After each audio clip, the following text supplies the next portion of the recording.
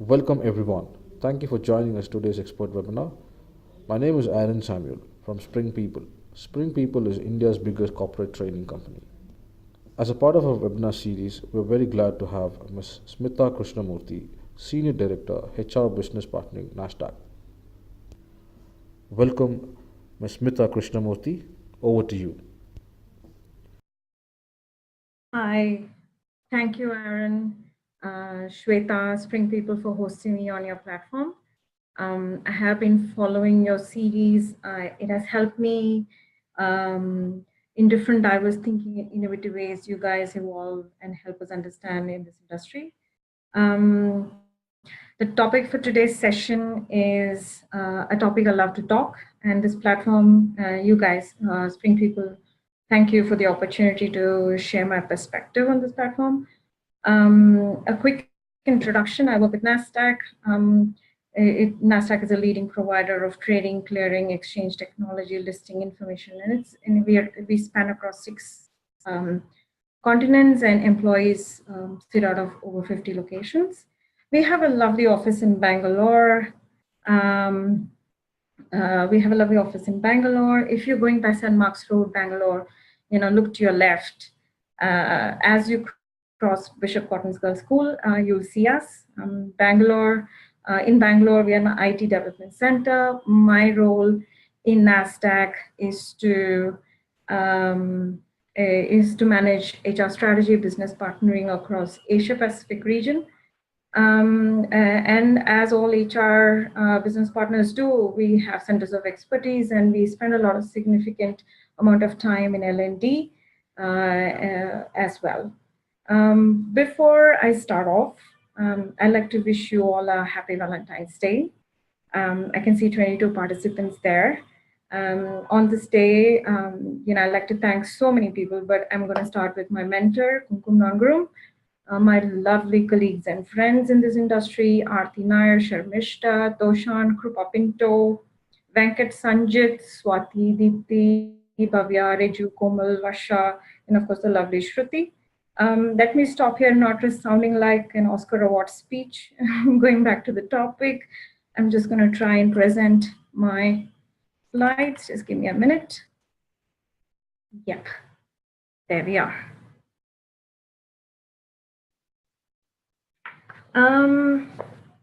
Like many organizations, we are as well looking at opportunities to re-engineer, innovate, and create that model that fits us best. It's a tough job for an L&D professional, really, it's also something that is exciting. And what we're going to cover, and we of course have about an hour, so we're going to cover planning for success, some of the tech trends, and how we can adopt them. I've just categorized the planning into 3 bits: alignment with business, accessibility, and design. Now, alignment with business is kind of a 2-way process. It's been a topic since a few years now. Most business leaders do feel that L&D team needs to do more, are not fully aligned with business, have the critical skill, do they have the acumen? But it actually is a 2-way process. Leadership or the management team should include L&D as a strategic partner, encourage this team to join the board and business meetings. And there has to be a buy-in at every level. No function can work in silo. L&D has become a holistic initiative linked directly to the goals of your management team. So that's how it should be, a buy-in at every level. Now, that being said, accessibility is another process that we have to look at reinventing, making learning more accessible as our roles become more complex, and the way we work gets more and more dynamic. We need to improve our training processes to make it anytime, anywhere, on any device. It's like waiting in line, pull up your phone and read a simulation or read a material.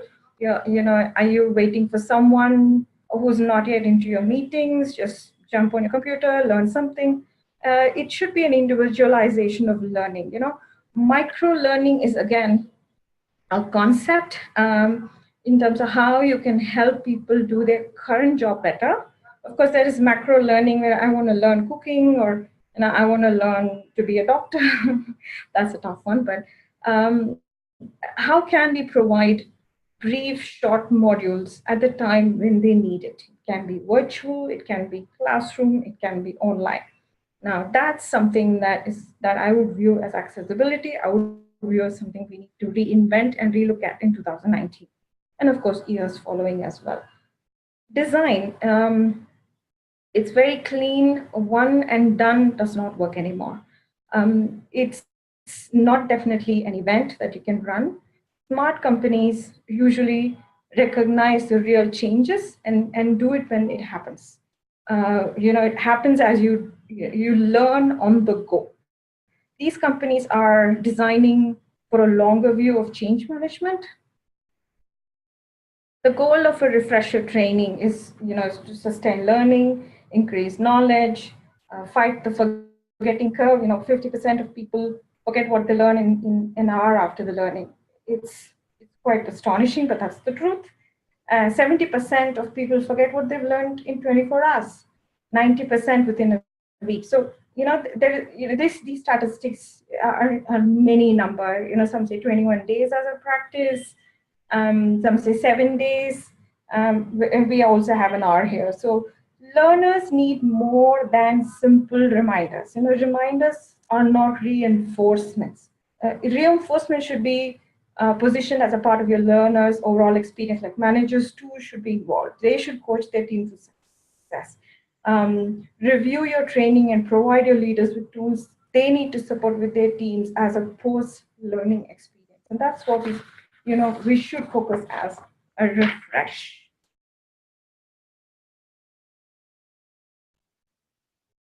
I just Googled top Lmd trends. I mean, I'm honest here. Just Google top Lmd trends, and I've pulled up these points. And these are, of course, early 2019. So we're talking about like first week of January. It is as dynamic as that. These things keep changing.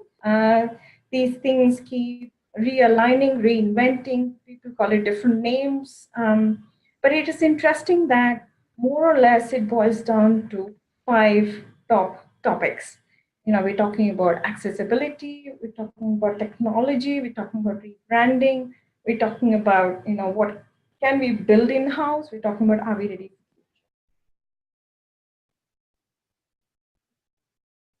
I'm going to cover the accessibility bit first because I covered it again once before. I'm just back the point in between, but a little bit more in the points of digital and mobile content and how can we merge both classical learning frameworks as well as the modern techniques, right? So covering digital, I think micro learning and accessible learning should go hand in hand.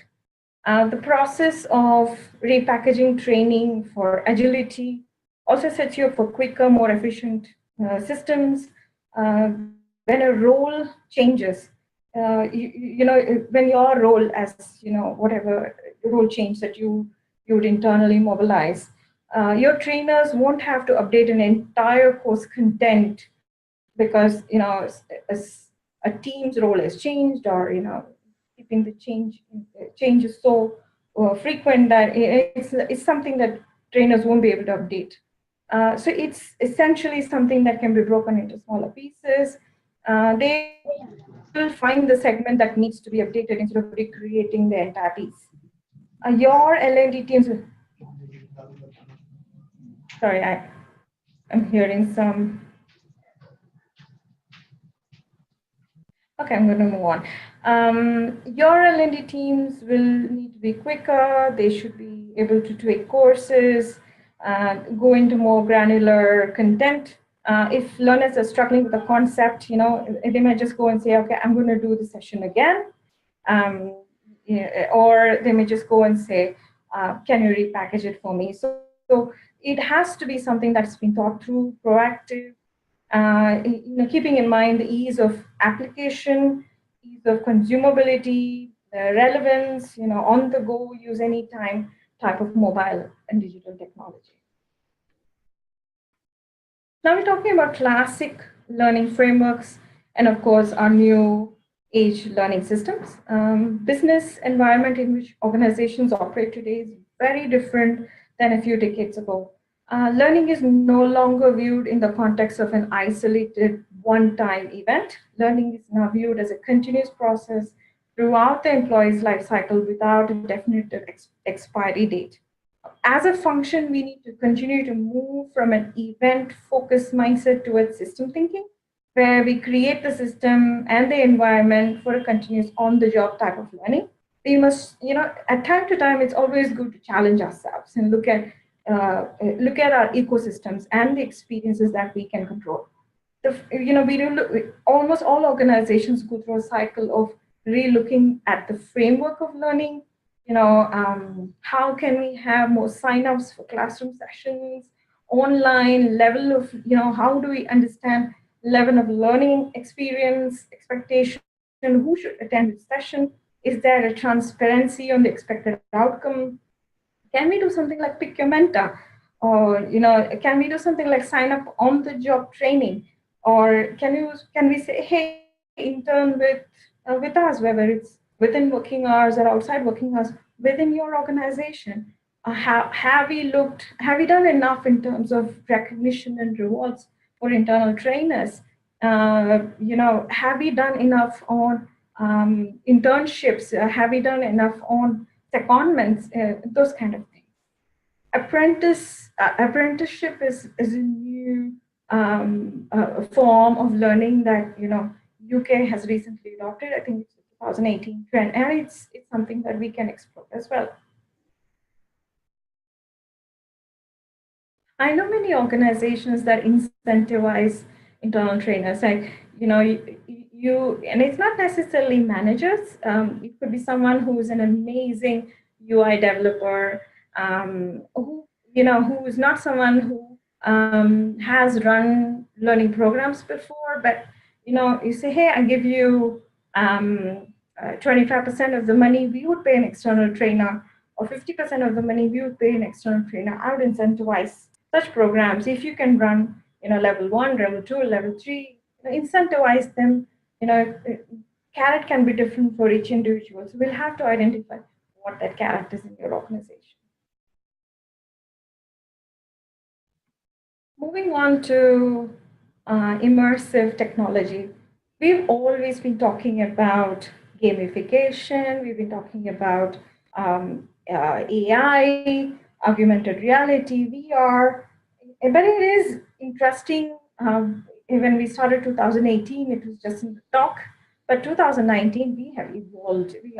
By 2019, we have evolved so much that many organizations have it in practice. Now, much of the current excitement around this topic is centered around just gaming and some of these technologies, but virtual and augmented reality are becoming more accessible each year. There is a lot of potential for change using these tools in the organization. It replaces, of course, the traditional courses, assessments with a single solution, where someone with a certain skill set is required to run these simulated environments, but always something that's a best practice to do. We can take things like, hey, this is how you would make a pitch, try pitching. You have this room of, imagine you're in sales. There's this training, and then there's a scenario where you wear your VR glasses, and then you stage yourself in a situation where you say, hey, pitch and sell this. How do you get your legal to approve your SOW, or this is how interns make coffee in our organization. So you as a leader, on an onboarding module, can you please make a coffee for us? I'm just making things up. It's not just about the learning aspect. It's also about the inquisitiveness, the interactive experience. I think 2019 is a year to start giving these new technologies some of your time. You must not be ready to jump on it with both feet, but it is not a very sizable in terms of, it is quite sizable in terms of budgeting. So it's something, if you are investing in a VR system, testing out, it's good to do that this year, taking time to understand what it means, sort of learn from your experience now, and the price allows, when the price allows your company to expand it, they will jump into it, and it'll be a well-informed decision for your company to also do that at a point where you've experienced it well.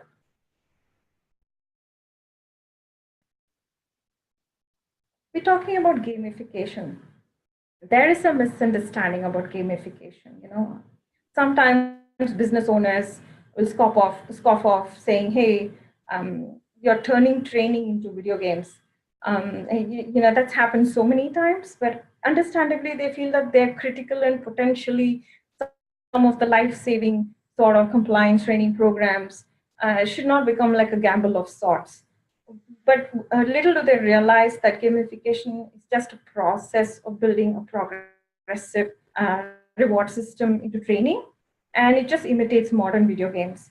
Sometimes in organizations, I've noticed that they would give out badges, points, there would be leaderboards, there will be sort of a developer community involvement, ambassadors in universities that talk about these programs, and even the most jaded learner who's like, I don't want to learn anything, keen to know how they can be involved. Definitely, we've seen learners who lack the passion and drive to participate, and these are tools that we can springboard them into, until the absolute core kicks in, saying, oh, I want to learn too.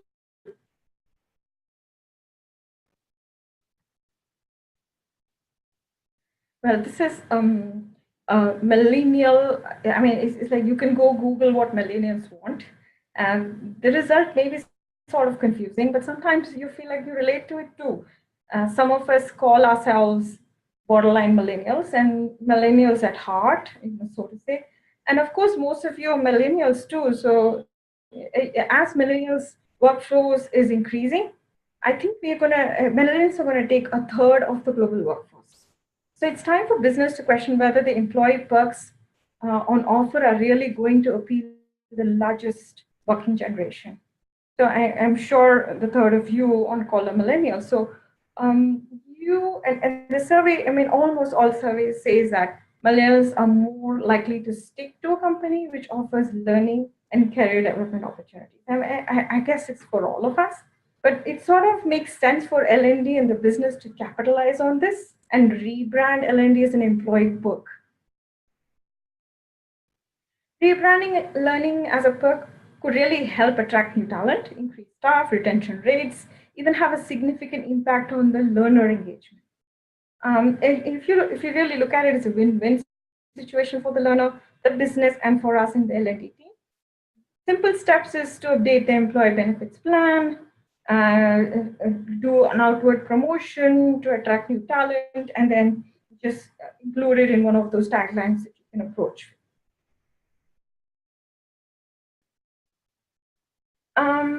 Marketing mindset. Now, this is sort of like a take it as a campaign approach.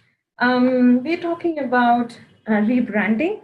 We're talking about rebranding and marketing going hand in hand. It's a great time to tap into your marketing skills and really get to know your audience. We already know that we're targeting millennials, but we need to dig further, really start to understand all of our workforce.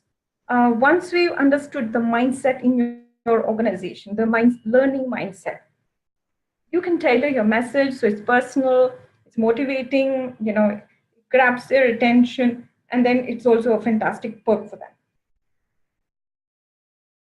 You can, by doing a campaign approach, you can ensure your message reaches the right people in the right ways at the right time. It's important to also think long term, as many tools in the marketing mix, there are quite many as possible. For example, if your goal is to attract new talent, you might want to use your company's social media presence, or if it's internal, you can do an internal mobility, you can do well-placed posters, sort of PR and branding on that approach.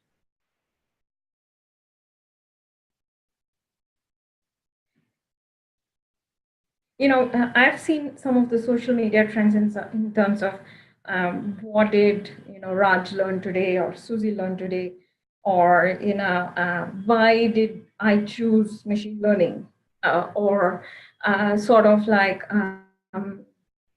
just doing machine learning is not enough. Find out more to learn more. These topics are quite captivating, and it just it really is going back to those lazy bones out there who get triggered by, hey, that I want to know more. And sometimes it's just a matter of a 15-minute video or a 10-minute talk inside your cafeteria, or something like coffee with someone. Let's learn more. Or get in an external speaker in and ask anything about machine learning. Just an example. These are all new trends in terms of how we can include these and rebrand your L&D itself into making something that has a marketing mindset.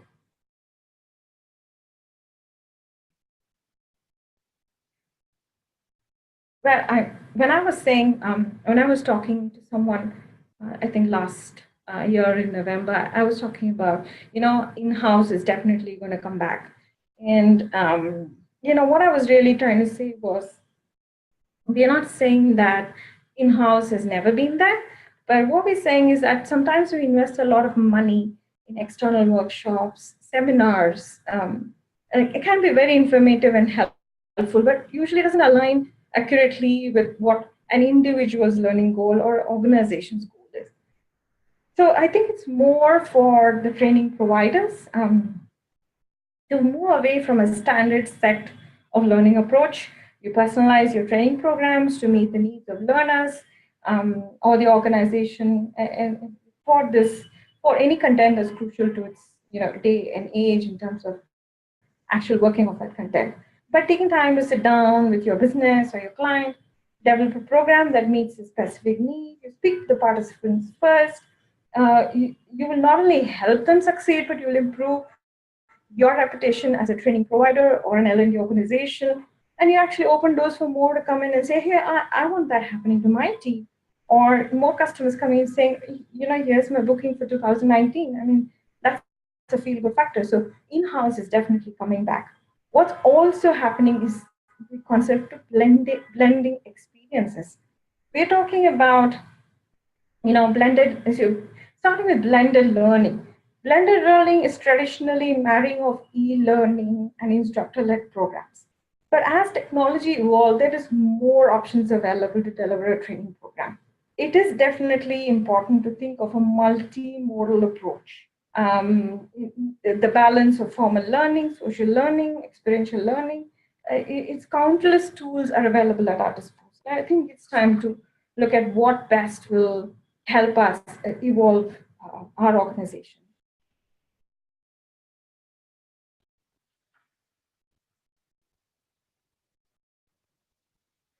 So we need to shift our focus away from merely a classical view of blended learning, instead focus on blending experiences.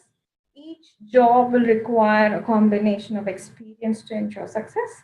The blend could include coaching, job shadowing, role play, game-based learning, classroom sessions. It's really not one solution for, anyways, one solution for many or many solutions for all.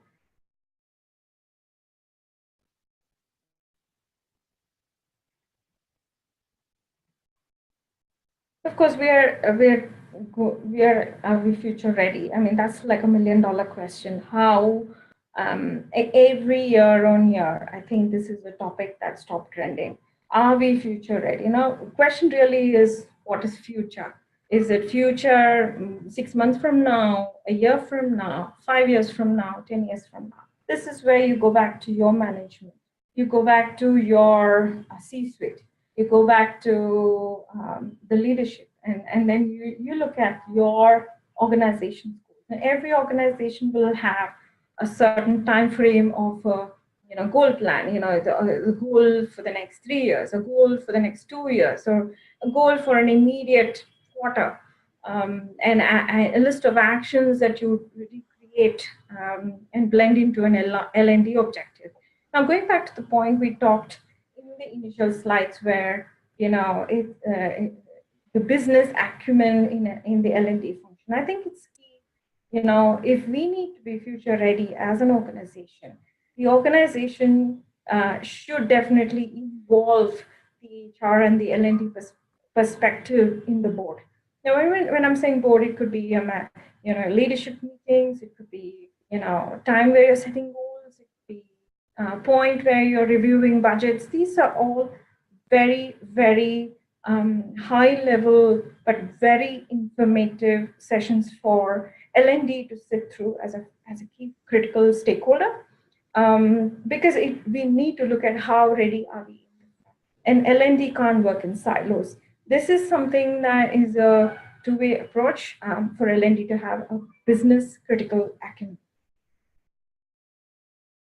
Now, of course, considering that we're talking about future ready, we're talking about the entire workforce, we're talking about who holds what responsibilities.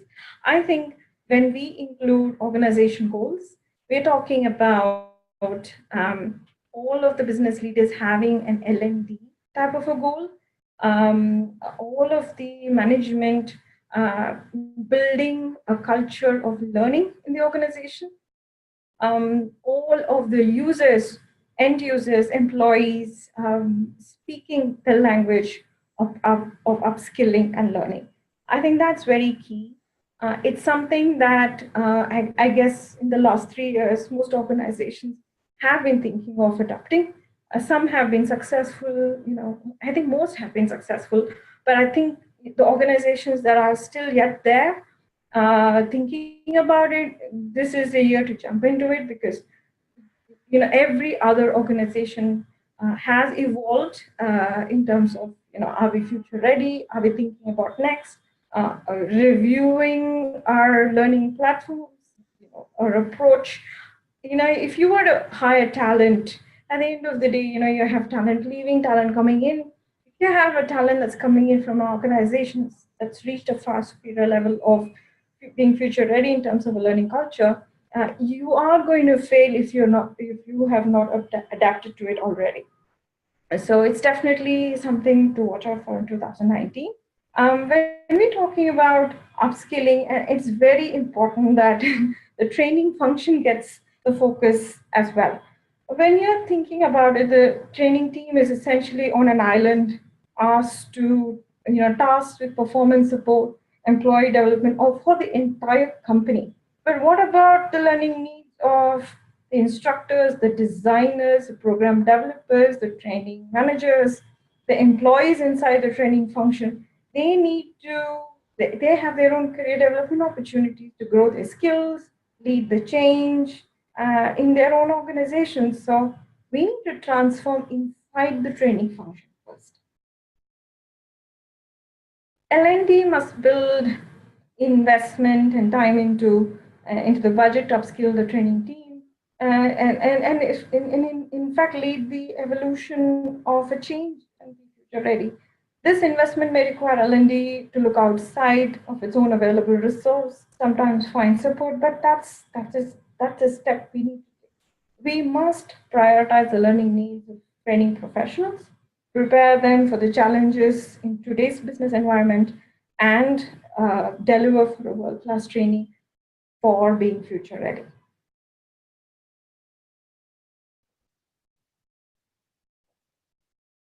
Sometimes, preach what you practice. It's sort of, we get that a lot in L&D. Do you practice what you preach?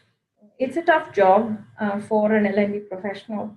I would like to stand here and say we do that 100% of the time, but then we are not superhumans as well. So I guess, to some extent, identifying training function and the people in the L&D function as human beings is important. I don't mean to say it's not done, but it's sometimes a lot. I mean, when we're talking about sitting on an island and performing support for the entire organization, these individuals need to be absolutely, clear approach to us, absolutely practical, logical reasoning, great in MI skills, great in analytics, amazing number skills, budgeting, cost saving. We're talking about incentivizing. We're talking about amazing learning experience for the others, eagle eye approach, understanding what is a multimodal approach, understanding all technologies, sort of, including the ones that we may have never used or know how it's done, but just to understand in a client's perspective or a user's perspective. I think this is a profession that's usually the least appreciated. I think this is something that we need to keep. We're not saying they're better than the most. We're just saying that this is a team that needs to be upskilled. This is a team that needs to be given career development opportunities to upskill themselves, because the moment you do that, they're going to turn around and come back and say, I'm going to do this for my organization, for everyone in the team. So this is something that inside out transformation and this is something we're going to look at in 2019. And of course, UX. Learners are spoiled for choice. I think sometimes, we do all this because we want some medium or the other to be a source that they like. But it's not really necessary that a learner would go into your internal learning tools or other paid external learning tools to learn things. Most information is available on Wikipedia, GitHub, other mediums. I think if your L&D solution isn't easy to access, easy on the eyes, there is going to be a risk of low usage. There's going to be leading to wasted L&D investment. There's going to be a point where you're going to say, hey, most users are not using this site, and then it's going to go back to L&Ds. Have you done enough PR? Have you done enough branding? Have we sent emails out to users who have not, who have the license but who have not used? I think in 2019, it is about enhancing the employee UX experience, being proactive. Unfortunately, legacy L&D environments still rely on multiple sort of disparate systems, like the PPT or company-owned URLs, or SharePoint, intranet. These are things that you need to definitely look at. What is the best UI experience you can give to your employees? Learners are most of the time left disappointed, disinterested, while trying to imbibe this new skill or knowledge area. Someone told me, if I do this, I get a chocolate. It's about giving them that experience. It's not about enforcing 5 learning days in a year. It's about enforcing that learning experience and using that end user, expecting that the end user has an amazing experience learning, and hoping that the end user goes around, becomes an ambassador for you, and talks about your learning programs that you have provided on your internal platforms, external platforms, but just the positive experience of having done it. I think that's where we need to look at how are we future ready. 2019 needs to be the year where all of this changes. This looks increasingly possible with the rising popularity of some of the end-to-end tools that are available in the market. They call themselves learning experience platforms. These are low-cost, high-impact, and sometimes it's just something that we just have to say, hey, let's give up the old systems, the legacy systems, or have them all. So it is always about how we evolve, how best we utilize our resources, how we have a marketing mindset. Are we catering to all the workforces? I have had instances where a large organizations run talks in different organizations, have roundtable conferences on topics in terms of future-ready topics. But it all singles down to the tools that are accessible. And there are many tools, and it's kind of confusing sometimes. But it is good to invest time to review them. It is good to go and see what the top 5 tools that organizations are using. And it's not difficult to, in a world of Wiki, Google, Wikipedia, Quora, I think everything is available. Now, a simple, what tool should I use for a blended learning approach? What tools should I use for a hackathon? What tools should I use for, having one tool solution for, large workforce, like you may look at 10,000 employees, all having a license and access, things like that. So I think in today's world, gone are the days where you have bookshelves and books lying around. I mean, that's more cosmetic these days, that we do have a book readers club, we have bookshelf. But I think we're looking at more of, hey, I'm standing in line, I'm buying grocery, I get this, a notification that you have 5 programs you have to finish. I'm going to wait for the next 10 minutes. Let me do the first 10 minutes of how to write an SOW. I just click that program and I go through it. I have my headset on. Amazing.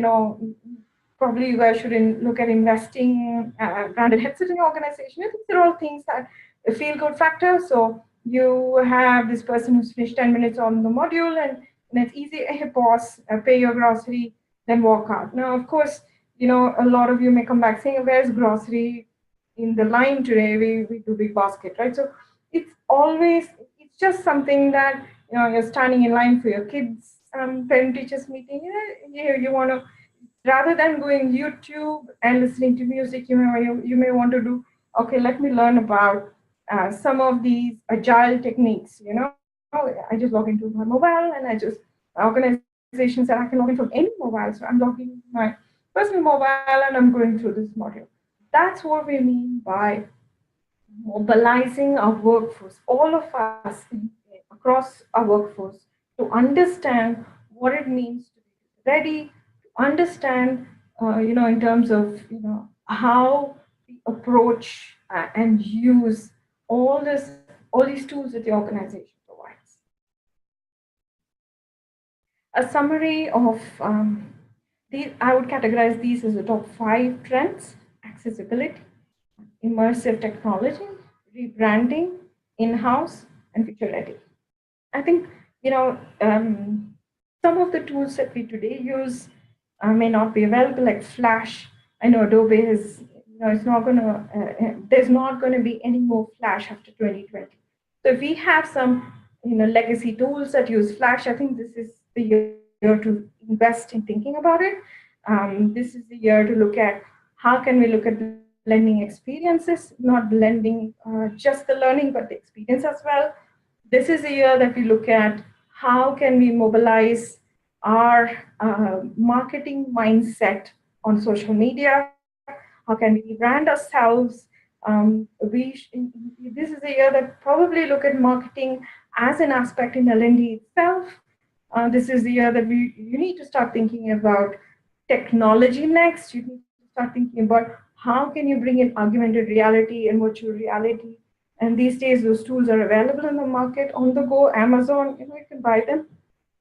You also look at, what more can you do on gamifications besides just the boring mandated training programs?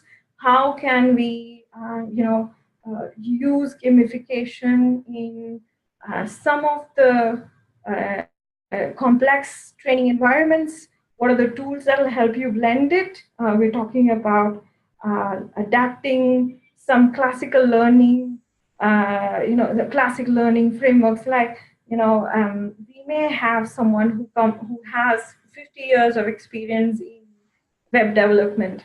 Now, do we bring that person into a classroom and have 5 people attend the training program, or we celebrate the 50 years of experience, bring the person in and have like a tech talk, your own internal version of that, tech talk, right? So you like a TEDx, you bring the person in and celebrate it. You have more people knowing more about the person's experience, and an increasing level of interest on that topic.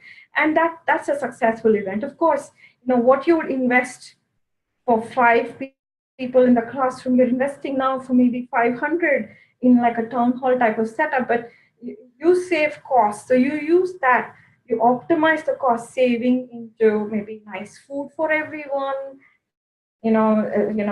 after post event snack discussions, stuff like that. So this is the year where we embrace change. This is the year where we start thinking beyond what we normally do. This year we start thinking about, okay, the next 3 years, what do you think is something that's going to be available for an end user outside? If can we bring that in already inside?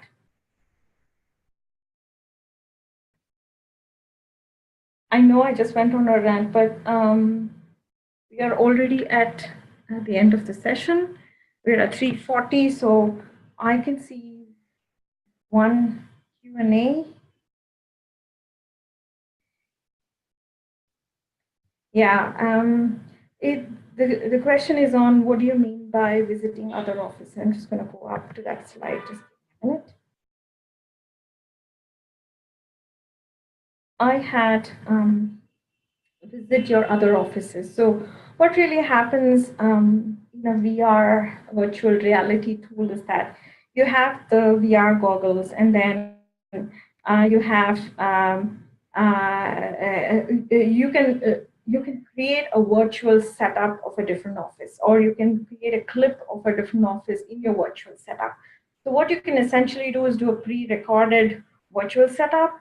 You can have, and you join a come into your office and you put on those goggles, and you have a sort of, one more person in the other office who's connected, but then you sort of like, okay, this is your New York office. Hey, you're standing in Times Square, and I stuck behind you.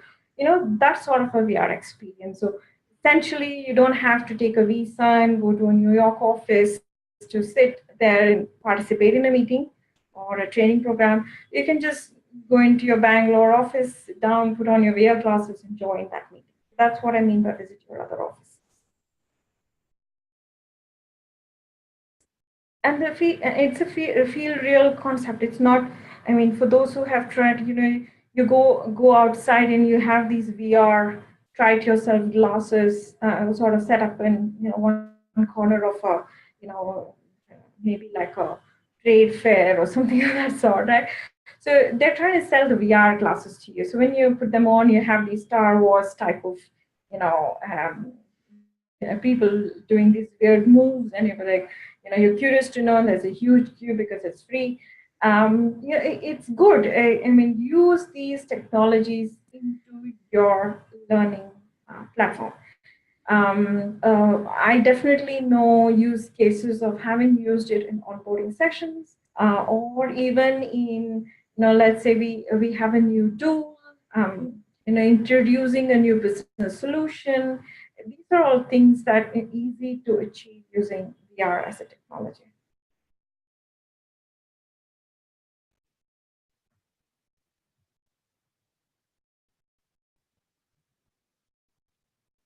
I think what are your ROI best practices? I have one more question on how can one use design thinking principles in creating learning programs?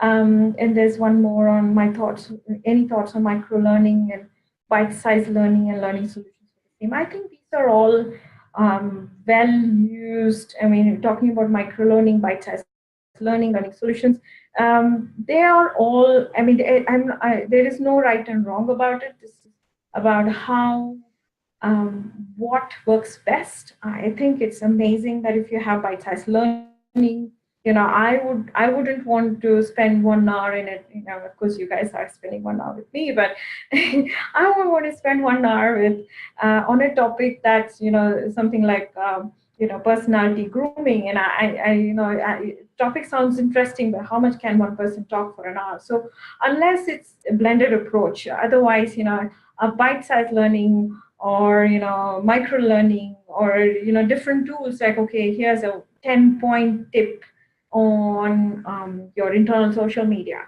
or a click here to learn more about personality grooming by renowned trainer from some celebrity trainer.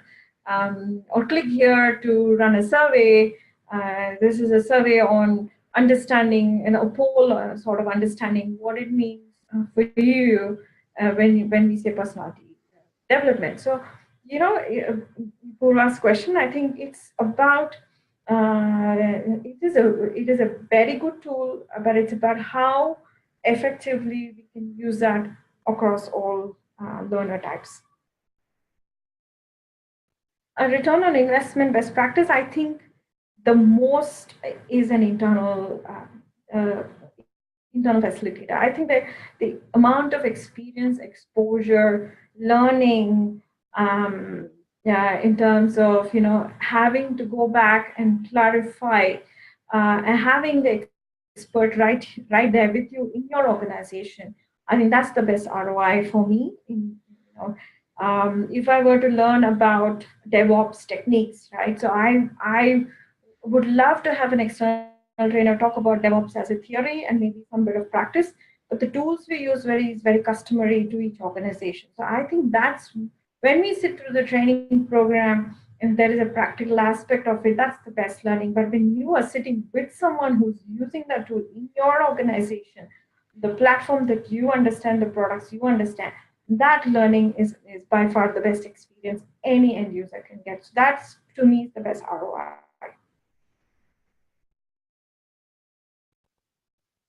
How do I engage senior leadership? It's actually very easy. It is about speaking their language. It's about speaking the organization language. It's about understanding or having that business acumen. It's about, it's not about solution giving almost all the time. It's about sharing top of mind thoughts, sharing feedback from on the ground. I think senior leadership is now beginning to understand how important L&D as a function is.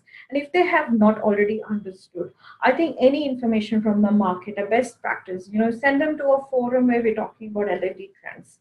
Send them to a roundtable conference. Let them be speakers in that conference. Let them understand what others do, right? So I think that is an exposure that is needed. And most organizations, I think senior leadership have adapted to it. And they think learning development is quite critical to the organization. It's really about how we can bring in that blended learning. There are some zero cost sessions that you can run. There are low cost, high impact sessions. So it's about how you can solution for them as well. At the end of the day, sometimes it can be challenging, but most times it's all about that conversation and the communication between employee management and the organization in terms of goals, organization. Gamifications. I think, what are your suggestions on gamifications? What kind of gamifications options are used?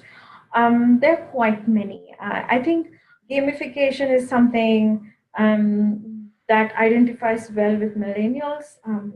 I think it also the ones who are millennials at heart. Even we have a lot of platinum on us. I think gamification is it can be blended into any learning, but these days most of the time we use gamification is when it becomes a compliance mandate, where it's a program that everyone has to do. You have to invest about 20 minutes of your time. Why not just make it fun? So I think the first step to any organization to adapt gamification is to have some kind of a compliance mandate cover under gamification. I know organizations. In the past I have myself done gamification, sort of gambling exercises where you have these cards. You open the cards and it gives you a clue, and then you can guess the answer to your internal code of conduct questionnaire, or workplace behavior questionnaire, or your compliance mandate or a risk mandated learning program. But these days I also see a lot of gamification when it comes down to programs like how do you identify the best tool for this problem?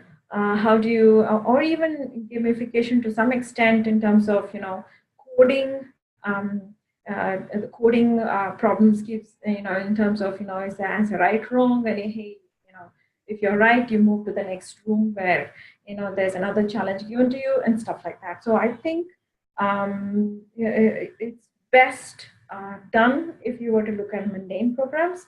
But if you've already done that for your programs, which is hard theory type of programs that can be, gamification can help. If you've already done that, then you can evolve further into other areas, technically, behaviorally, and many of the external vendors today are able to customize it.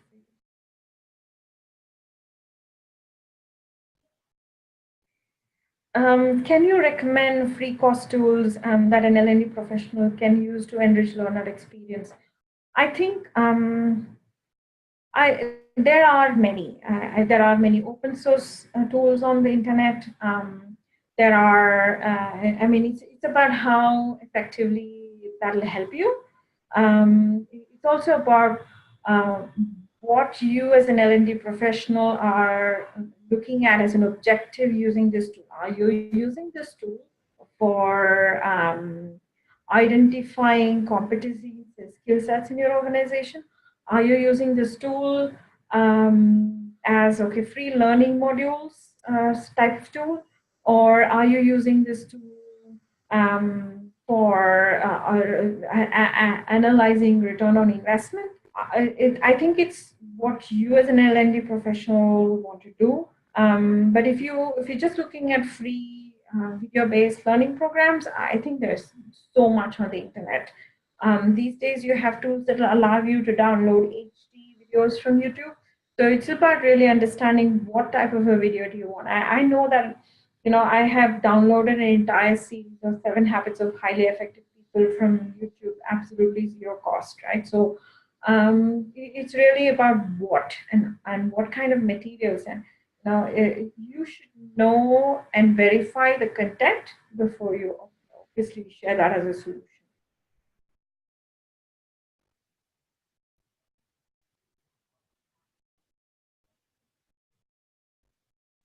Yeah, so is there any standard tools for competency, soft skills type of sessions, activity, scenario, role play, soft skills? Again, I think there's dime a dozen on the internet. Today, we are in a world of, we're beyond www.com, right? So we are wider scope, more people on the internet, more people sharing mindsets. We have, it's a very competitive environment, but we have to be a bit careful when you're trying to see, I look at tools, buying tools off the internet, or trying to see, but keying in your organization's information on it. So these are all kind of sensitive. So what I would recommend is, I've always learned a lot in terms of meeting different new organizations, looking at partnering opportunities.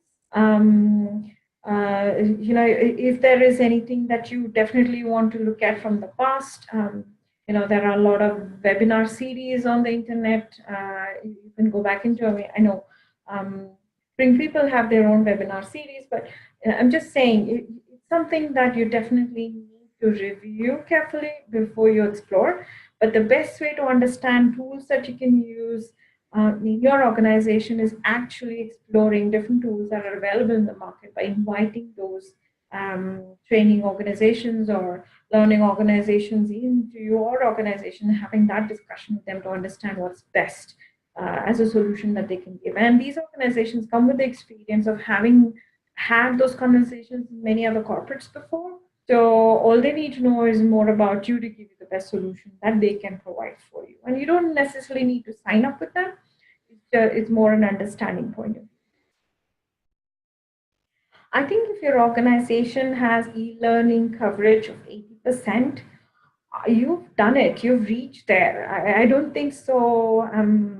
But if you have not, and 80% is your target, it's really about where are you at right now. Sometimes our internal legacy systems can be a little annoying. So, but sometimes we don't have an option do away with it. So it's really about, having those 5 stars or 4 stars on a person's profile. If you don't have a system, because if it's a legacy system that won't allow you to do that, I think what you can do is, today millennials like the idea of, here are the badges, and you give them sort of, ambassador, or a level of star 1 for completing 5 modules, or star 2 for completing 20 modules, and you give them these badges fancy with the branding of your organization.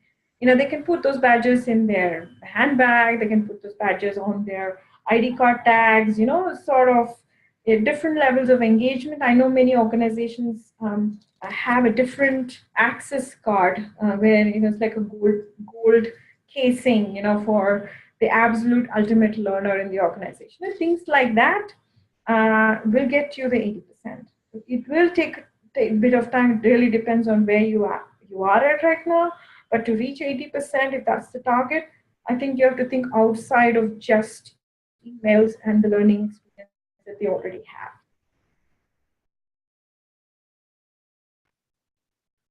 have. Behavioral changes, it's how do you show the non-tangible behavior changes in the organization is a question that's come through. It's a tough one.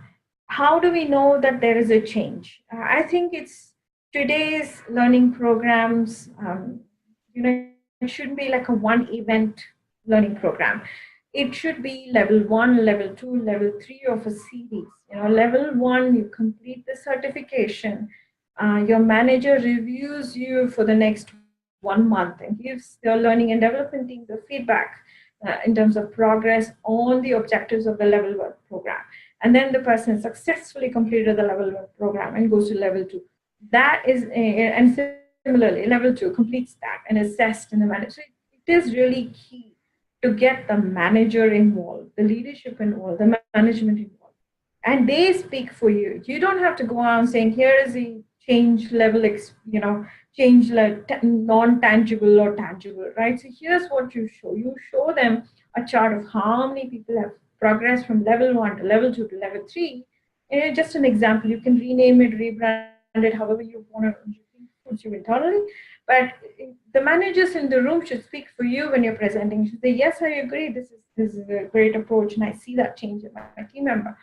That's the approach that we should follow than having to show some sort of a behavioral change report, which may seem like there's a great success, but I don't see it. But it's more about buying in to the audience and getting them to say, I agree.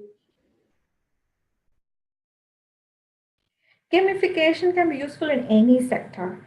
I think it doesn't apply for one or two. It's one of those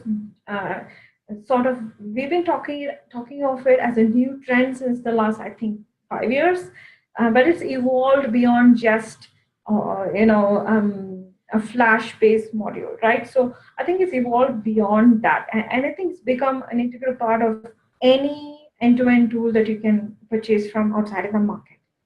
It can be used on any manufacturing sector, IT sector, hospitality. It can be used on. It's really an experience for the end user, so it can apply across all sectors. How do you work out return on investment on e-learning?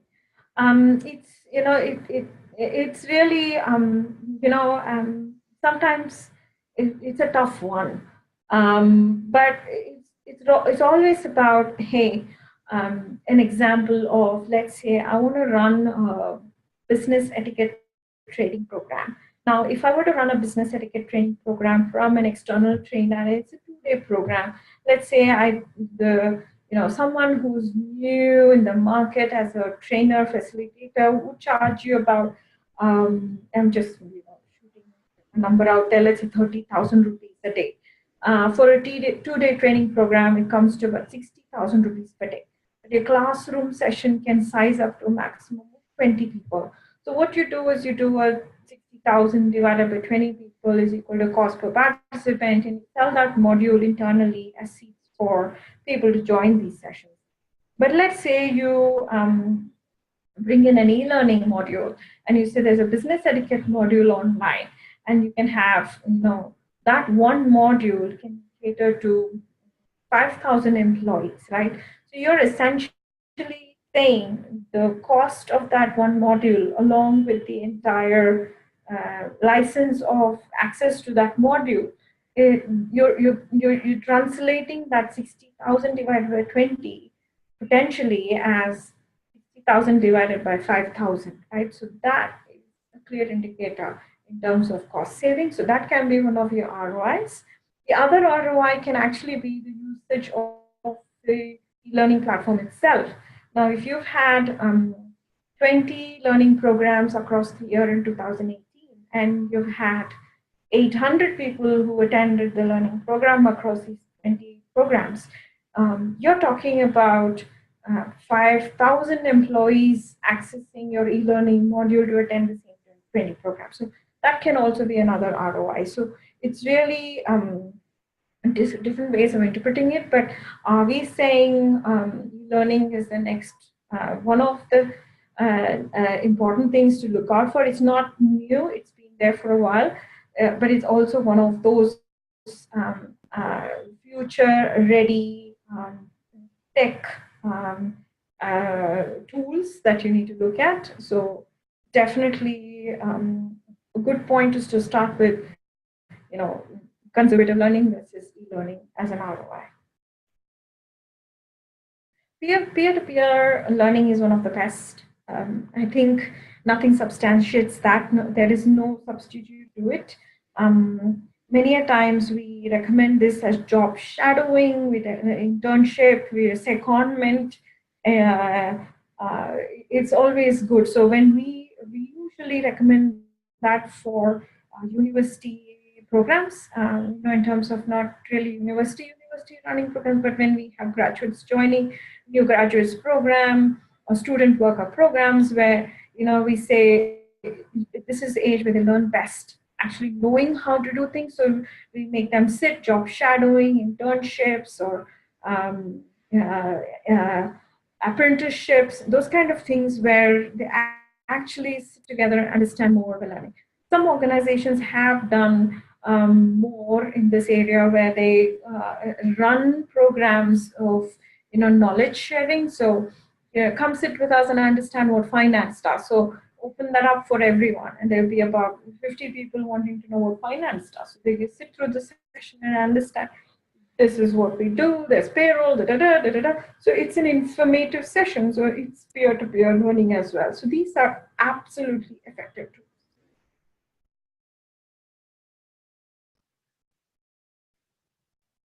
So how do you leverage online e-learning tools? I think one of the best practices is to broadcast it, brand it, have a tagline to it. Say things like, did you learn it, or did you speak it? Or, something of a tagline where you can, you can have posters internally, and how many programs did you finish, this week, and log in to learn it, or something like that. So that's the, in terms of publicizing more internally, and having some sort of rewards and recognition. Someone who's done, like 50 modules in a quarter. I mean, that's absolutely a number that is a delight. But let's say 5 modules in a quarter, which is more realistic. But having some sort of a branding or recognition around it, I think that works best. I think I've more or less answered all the questions that came in through Q&A. I mean, I'm not sure if you're going to open that up for Q&A, but feel free to drop in your questions. We will write back an answer as best as possible. But I know we are 5 minutes over the time, so I'd like to thank you all for joining this session. Once again, happy Valentine's Day. I hope you all go back home and have an opportunity to hug your loved ones and have a good dinner plan with them. Thank you everyone for joining us today's expert webinar. The recordings will be sent to your mail IDs. Please visit springpeople.com for upcoming webinars and conclaves. Thank you. See you soon.